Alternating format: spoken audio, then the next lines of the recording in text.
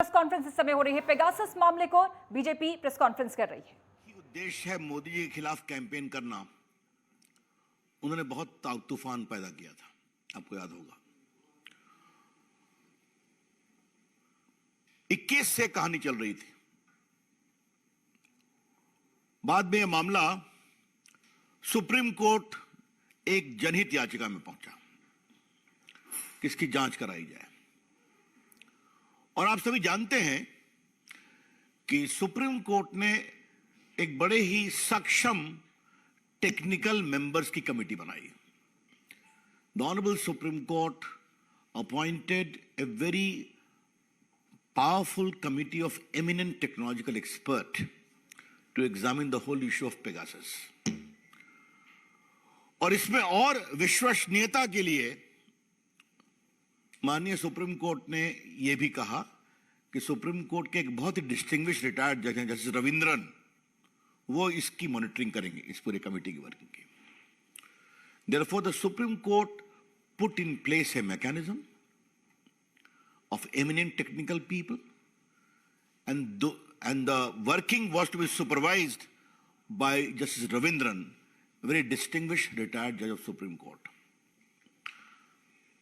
ये बात मैं आपसे इसलिए कह रहा हूं, ये पूरी कमेटी सरकार से बिल्कुल अलग थी। इस कमेटी के ऊपर सरकार का कोई ना हस्तक्षेप था, कुछ था। हां, सरकार ने एक बात कही थी, कई मामले राष्ट्रीय सुरक्षा के हैं तो उसे हम शेयर नहीं कर पाएंगे।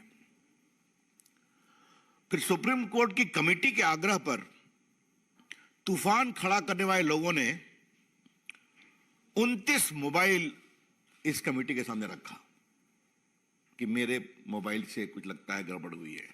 तो सिर्फ 29 मोबाइल को उस कमेटी के एग्जामिनेशन के लिए रखा गया। आज उसकी रिपोर्ट सबमिट हुई है। वो रिपोर्ट सील्ड कवर में है, लेकिन माननीय सुप्रीम कोर्ट में मुख्य न्यायाधीश जी ने, सम्माननीय मुख्य न्यायाधीश जी ने इतना जरूर कहा कि कमेटी ने अपनी रिपोर्ट में किसी में भी पेगासस का वायरस नहीं पाया, और 5 में कुछ है लेकिन वो पेगासस नहीं है उस मालवेयर में, उसके एग्जामिनेशन करने की जरूरत है। ये मैं प्रेस आपके सामने इसलिए आया हूं कि ये बातें माननीय मुख्य न्यायाधीश जी ने अपने सीजीआई कोर्ट में कही। उन्होंने कहा कि इस पूरी रिपोर्ट को हम भी नहीं जारी करेंगे क्योंकि कई मामला राष्ट्रीय सुरक्षा से संबंधित है, लेकिन इसका एक एब्रिज्ड वर्जन हम जनता के सामने इसको प्रस्तुत करने का आदेश देंगे। The crucial point to note is that the high-profile technical committee consisting of eminent people of technology, supervised by an eminent retired judge of the Supreme Court, has not found any Pegasus virus in the 29 mobiles submitted for examination. 29 mobile जो submit किए गए उसमें किसी में Pegasus नहीं पाया गया। 5 में एक मालवेयर है, उसकी वो जांच करने का आदेश है। अब देश के सामने बोलने का हमारा दिन है। क्या क्या खुराफात नहीं किया था इन लोगों ने। मेरे पास सारे कांग्रेस पार्टी के स्टेटमेंट्स हैं जो बदूनी जी उनकी टीम ने निकाल के रखा हुआ है। याद है ना, कांग्रेस ने आरोप लगाया था देशद्रोह का आरोप लगाया था। इन्होंने पिछले साल मॉनसून सेशन को होने नहीं दिया था, और जो रिपोर्ट आई है तो मालूम हुआ हाली 21% प्रोडक्टिविटी हुई। और राहुल गांधी ने क्या कहा था वो हम जरूर आपके लिए कहना चाहेंगे।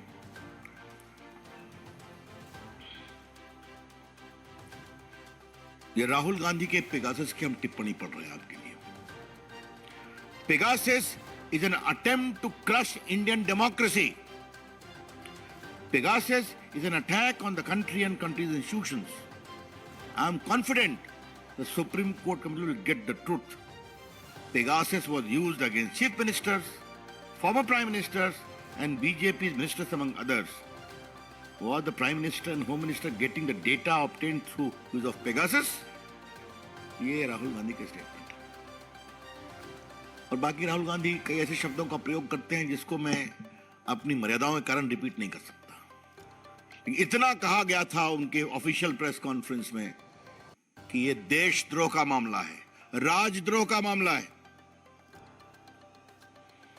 क्या राहुल गांधी कांग्रेस पार्टी माफी मांगेगी, जिस पर इतना तूफान खड़ा किया गया देश भर में कि भारत में जनता की प्राइवेसी को नुकसान बताया जा रहा है, इंस्टीट्यूशंस को कॉम्प्रोमाइज किया जा रहा है, प्रधानमंत्री अपनी पार्टी के अंदर पेगासस के द्वारा सर्वेलेंस करा रहे हैं, विपक्षियों का करा रहे हैं, पूर्व प्रधानमंत्रियों का करा रहे हैं, आरोप शुरू हो गया। तो क्या आज कांग्रेस पार्टी माफी मांगेगी? क्या राहुल गांधी माफी मांगेंगे? ये हैं बड़े सवाल। और ये मैं इसलिए आपसे कह रहा हूं कि इन लोगों ने संसद चलने नहीं दी थी, आपको याद है ना? आप खास करके हमारे टीवी वाले और हमारे प्रिंट के हमारे मित्र उस समय के अपनी फुटेज और रिपोर्टिंग को निकालेंगे तो संसद कितने दिन नहीं चलने दी गई थी वो सब रिपोर्ट आपके सामने आ जाएगी। ये सारा कुछ एक मोटिवेटेड कैंपेन का पार्ट है जिसका सच्चाई से कोई मतलब नहीं है। इसलिए आरोप लगाते हैं और भाग जाते हैं। और उसके सार में क्या है? उसके सार में है कि मोदी जी को कमजोर करने, मोदी जी के खिलाफ अनर्गल बयान देते रहो।